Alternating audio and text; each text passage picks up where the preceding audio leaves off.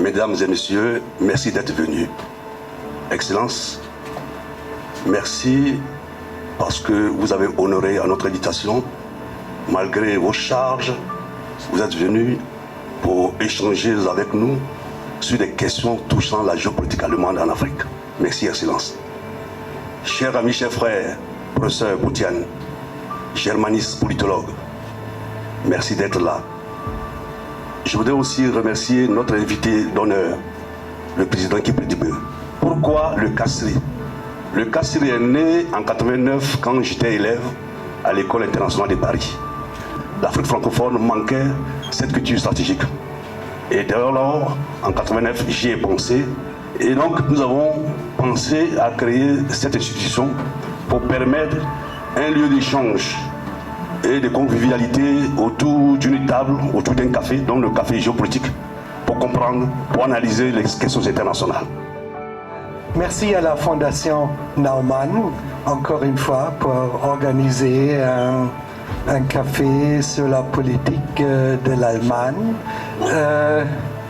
C'est, je dois dire, le parti libéral en Allemagne a joué toujours un rôle important, très souvent, pour formuler la politique étrangère de l'Allemagne, parce qu'on a presque toujours, après la Deuxième Guerre mondiale, eu des coalitions. Ça veut dire un gouvernement de plusieurs partis.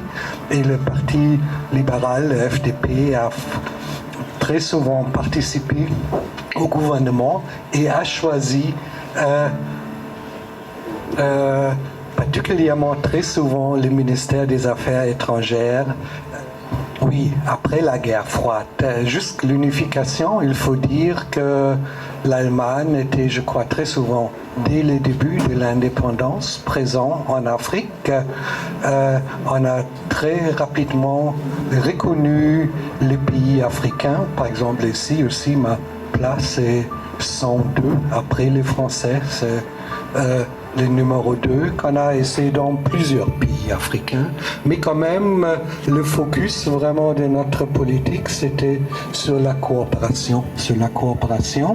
Et 2014, on a décidé, on a besoin aussi, comme vous avez mentionné, une stratégie vers l'Afrique. On devrait s'engager plus et on a créé ce qu'on appelle ligne directrice de la politique africaine du gouvernement fédéral.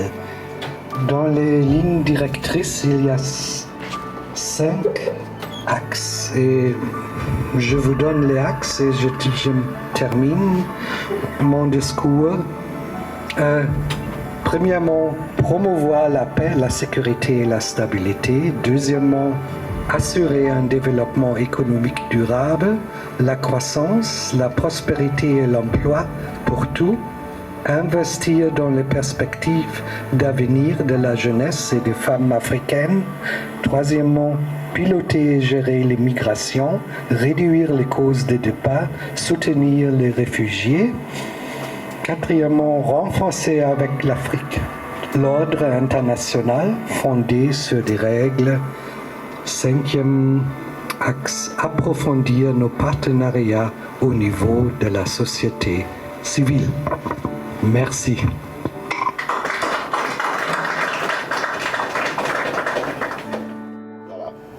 Alors, il faut indiquer que les relations germano-africaines remontent à très longtemps.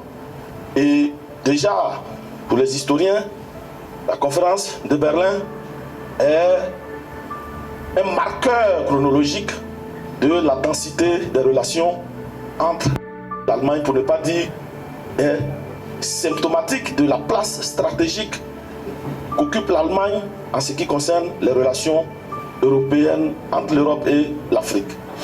Depuis cette période, en tout cas, l'Allemagne s'est investie sur le continent africain et consécutivement à l'effondrement du mur de Berlin, l'on a assisté, et ça c'est l'information capitale de mon propos, à un changement de paradigme. Excellence a eu à le dire tout à l'heure, après la chute du mur de Berlin, ayant tiré les enseignements de sa coopération antérieure avec l'Afrique, l'Allemagne a décidé, bien évidemment aussi en fonction de nouveaux enjeux géopolitiques, générée par cette catastrophe, pour ne pas emprunter le mot à l'autre, l'Allemagne a décidé de procéder à un changement de paradigme, à une réorientation politique africaine. Désormais, l'Allemagne décide de s'inscrire dans la perspective de la promotion des droits humains, de la démocratie, de la paix sur le continent africain. Comparé à ce qu'était la politique africaine de l'Allemagne, de la République fédérale d'Allemagne ou bien de la RDA, République démocratique allemande à l'époque, contexte de la guerre froide faisant, l'Allemagne marque une rupture parce que désormais l'Allemagne s'inscrit résolument dans le respect d'une certaine orthodoxie en matière de respect des principes et des standards démocratiques. Point à noter. Alors depuis cet instant, la politique africaine de l'Allemagne telle que déroulée suit un certain nombre d'axes programmatiques. Alors, en termes d'enjeux, il s'agit pour l'Allemagne, tout ce que l'Allemagne déroule à tout le moins, doit concourir à promouvoir les intérêts géostratégiques de l'Allemagne en Afrique. Par ailleurs, l'Allemagne œuvre en vue de la promotion du développement humain sur le continent africain. Par ailleurs, dans la promotion des intérêts géostratégiques, l'Allemagne s'évertue à consolider la paix et la sécurité sur le continent.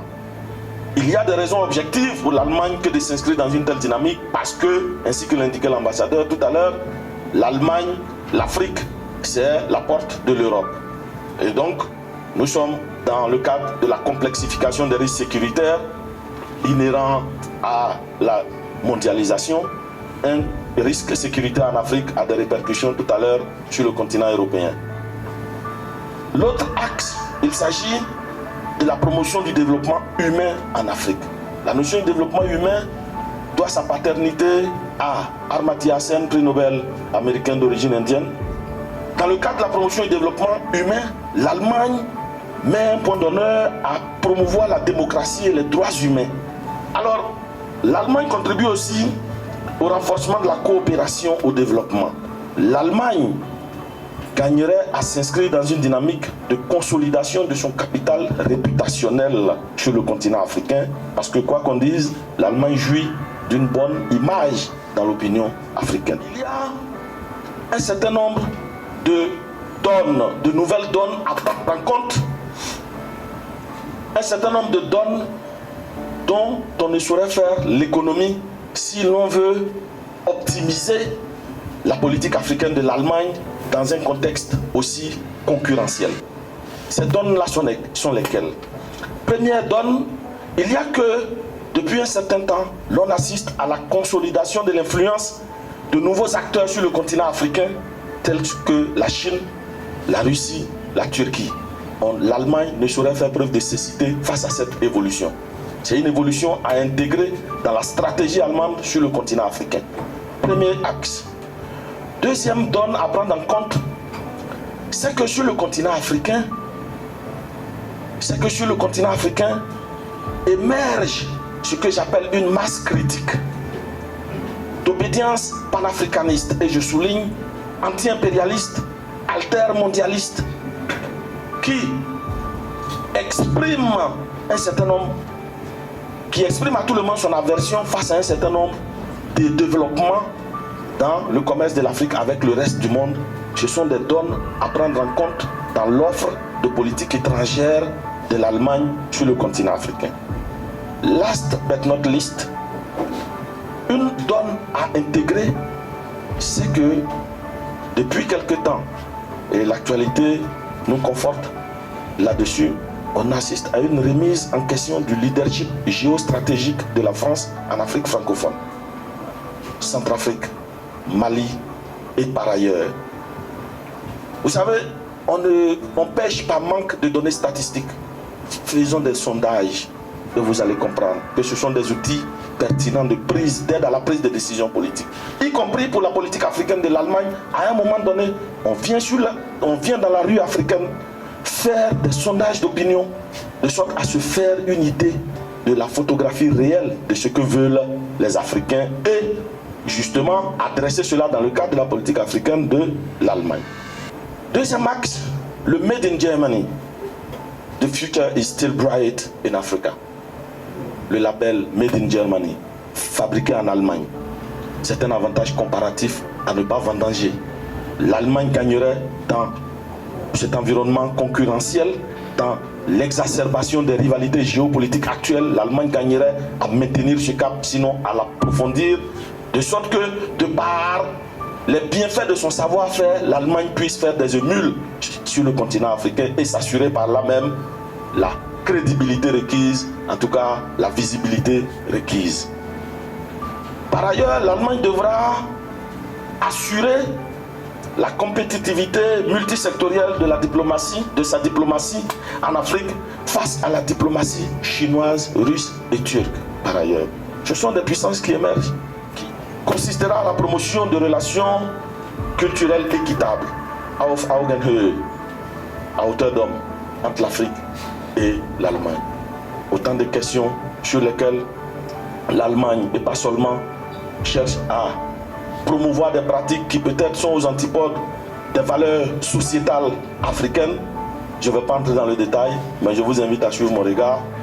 Il faut là-dessus aussi faire preuve de tact et rester réceptif aussi à un certain nombre de pratiques sociétales africaines qui ne sont pas aux antipodes des droits humains. À ce stade de mon propos, je voudrais conclure pour dire simplement, en espérant n'avoir pas pris trop de temps, conclure pour dire simplement que depuis l'effondrement du mur de Berlin, l'Allemagne a opéré un changement de paradigme en matière de politique africaine. L'Allemagne s'est résolument inscrite, en tout cas en termes d'enjeux, dans la promotion de ses intérêts géostratégiques sur le continent africain, mais aussi et surtout dans une dynamique de promotion de la dignité humaine sur le continent africain. Quelle perspective s'offre à la politique africaine de l'Allemagne dans le contexte actuel? En tout cas, au regard des développements géopolitiques sur le continent, les perspectives sont les suivantes.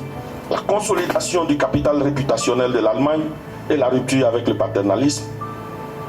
Sinon, en lieu et place de l'exacerbation du sentiment anti-français, et je n'ose pas citer l'auteur, nous risquons d'assister à une exacerbation du sentiment anti-européen.